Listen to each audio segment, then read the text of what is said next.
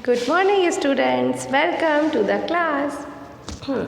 आपको पता है आज कुछ है, आज एक चीज़ सेलिब्रेट करने का दिन है और उसके लिए सबसे पहले मैं आपसे ये बोलूँगी कि आज आप एक सुंदर सा ग्रीटिंग कार्ड बनाना। बताऊँ किसके लिए? आज आपके घर में जो भी ओल्डर पर्सन है उनके लिए, ठीक है। वैसे मेरे ख्याल से आपके घर में दादा दादी और अपने मम्मी के घर में नाना नानी ही ओल्डर पर्सन होंगे, है ना। तो जो भी ओल्डर पर्सन है उनके लिए आप एक ग्रीटिंग कार्ड बनाना और उसमें आप उनको ये बताना कि आप उनसे इतना प्यार क्यों करते हो और आप उनकी रिस्पेक्ट क्यों करते हो। वैसे तो रिस्पेक्ट करने के लिए कोई रीज़न की ज़रूरत नहीं होती है, लेकिन फिर भी कुछ तो रीज़न होगा ना। तो आप एक बहुत सुंदर सा ग्रीटिंग कार्ड बनाना और उसके अंदर उनको बोलना कि आप उनसे कितना प्यार करते हो और क्यों करते हो और इतनी सारी रिस्पेक्ट क्यों करते हो उनकी, ठीक है। और अगर मान लो आपके दादाजी या आपके ग्रैंड पेरेंट्स कहीं चले जाएं तो आपको कैसा लगेगा?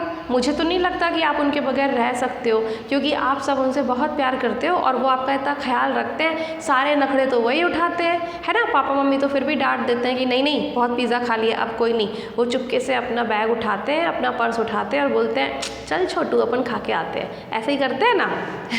तो आज है international day for older people 2020। इस साल का जो आज मनाया जा रहा है international day for older person, ठीक है।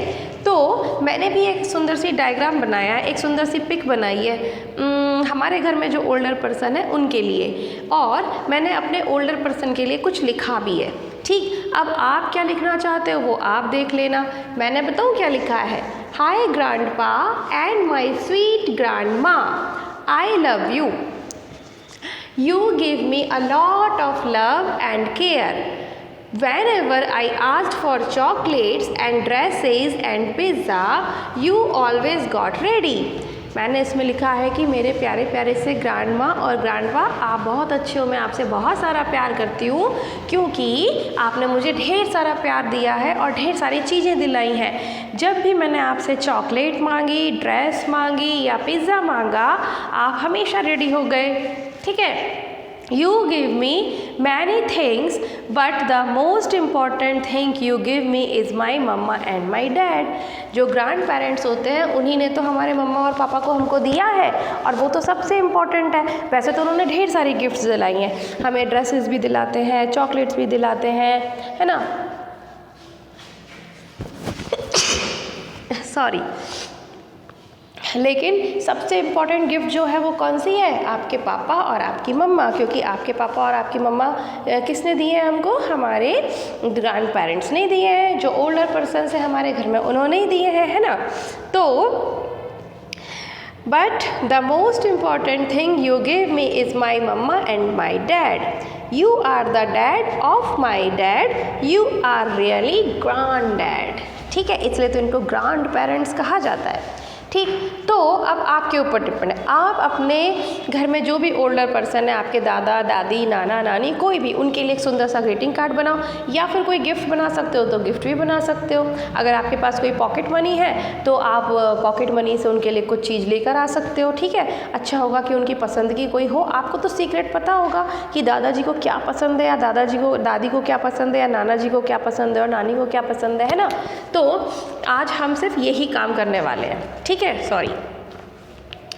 अच्छा, एक और बात आपको पता है, सबसे पहली बात तो यहाँ पर एक ग्रैंड पेरेंट्स आते हैं क्लास 4th के किसी स्टूडेंट के साथ और वो अपने ग्रैंड सन के लिए बहुत मेहनत करते हैं, वो उसको बहुत अच्छे से पढ़ाते हैं। उस बच्चे का नाम तो मुझे याद नहीं है, पर उसकी जो कॉपीज़ होती हैं वो बिल्कुल अप टू डेट होती हैं, राइटिंग भी नीट एंड क्लीन होती है, बुक में सारा काम कंप्लीट होता है और मैं सच में उनको देख के बहुत अच्छा फील करती हूँ कि उसके जो दादाजी हैं या नाना जी, आई डोंट नो, वो बहुत मेहनत से उसके साथ काम करते हैं। और आपको पता है आपके भी जो ग्रैंड पेरेंट्स होते हैं ना, वो आपके लिए कितनी मेहनत करते हैं, ठीक है। आप एक बार सोचो कि उनके जब वो छोटे थे तो उनके ज़माने में इतनी इंग्लिश चलती थी कि नहीं चलती थी नहीं मालूम, लेकिन वो आपको पढ़ा सके इसीलिए वो आप जब सो जाते हो तो इंग्लिश की प्रैक्टिस करते हैं, इंग्लिश की बुक्स देखते हैं, सीखते हैं नई नई चीज़ें, ठीक है।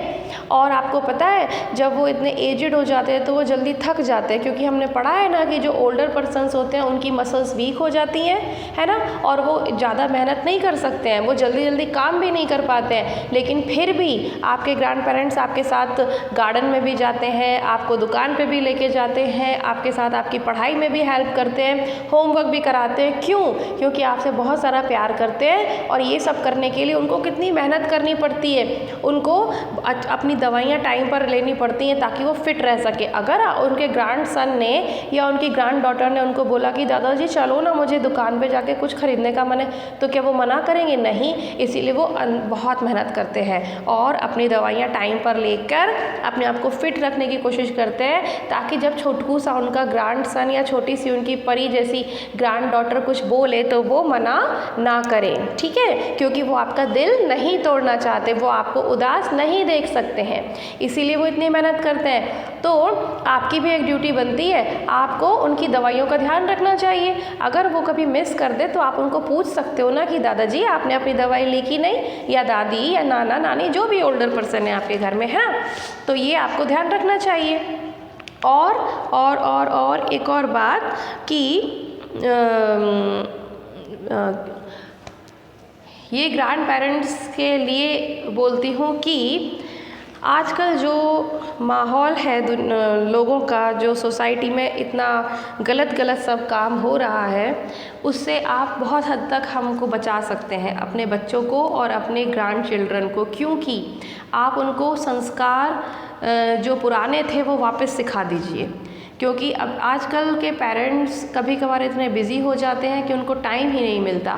लेकिन जब जहाँ जिन घरों में बुज़ुर्ग रहते हैं, जिन घर में बड़े लोग रहते हैं, अगर वो चाहें और अगर वो रोज़ करें तो अपने ग्रैंड सन्स को और ग्रैंड चिल्ड्रन को, ग्रैंड डॉटर्स को बहुत अच्छे अच्छे संस्कार सिखा सकते हैं।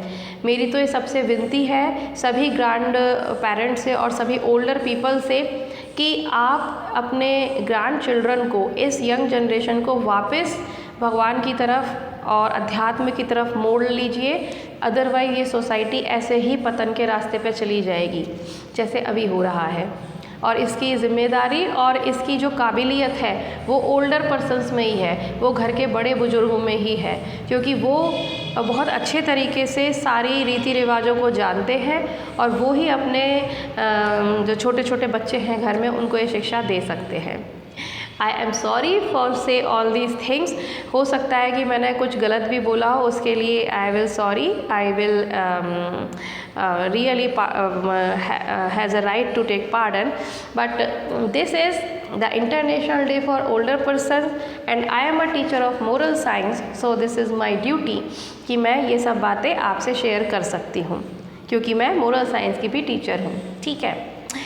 ओके, आज मैं बस इतना ही कहना चाहूँगी और मैं सब बच्चों को फिर से ये बोलूँगी कि अगर आपके घर में ओल्डर पर्सन्स हैं तो आप उनके लिए ज़रूर एक अच्छा सा सुंदर सा ग्रीटिंग कार्ड बनाओ और इसके अलावा उसमें अच्छे से ढेर सारी चीज़ें लिखो। अगर हो सके तो अपने ग्रैंड पेरेंट्स के लिए या अपने कोई भी जो ओल्डर पर्सन्स हैं आपके घर में उनके लिए कोई छोटी सी गिफ्ट भी बनाओ, चाहे हैंडमेड गिफ्ट बनाओ। और आपको पता है जब आप खुद से कुछ बना कर देते हो ना तो वो बहुत ज़्यादा ब्यूटीफुल होती है। बाज़ार से ख़रीद के भी ला सकते हो पर इतनी सुंदर नहीं होगी, लेकिन जब आप अपने आप से कोई चीज़ बनाओगे, सुंदर सी गिफ्ट या ग्रीटिंग कार्ड, तो वो बहुत ब्यूटीफुल होगा, ठीक है। तो जस्ट सेलिब्रेट, आज तो आपको सेलिब्रेट करना चाहिए, तो celebrate the international day for older persons today with your family members, with the older person you are having in your family. आपके घर में जो भी ओल्डर पर्सन्स हैं उनके साथ मिलके सेलिब्रेट करो। इसीलिए आज मेरी तरफ से आपको मोरल माइंड्स में बस यही पढ़ाना है और आज मेरी तरफ से आपकी छुट्टी है। क्यों? क्योंकि आज तो सेलिब्रेशन का दिन है, ठीक है। तो हम कल मिलेंगे, कल हम मोरल माइंड का 4th चैप्टर या जो भी चैप्टर हम पढ़ रहे हैं वो कंप्लीट करेंगे। Okay, bye bye.